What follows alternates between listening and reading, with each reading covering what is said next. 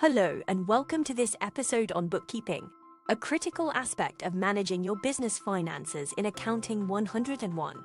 Bookkeeping involves recording and organizing all of your financial transactions. It's important to keep accurate records of your finances so you can make informed decisions about your business. The primary tool used in bookkeeping is the general ledger, which includes accounts for assets, liabilities, equity, revenue, and expenses.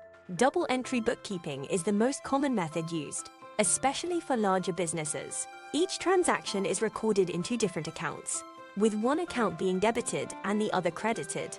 Keeping accurate bookkeeping records is crucial for several reasons.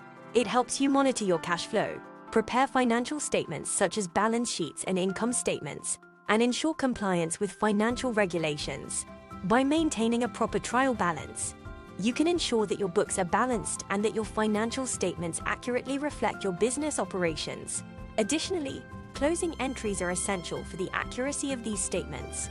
In conclusion, bookkeeping may seem complicated at first, but it's an essential aspect of managing your business finances. That's it for this episode.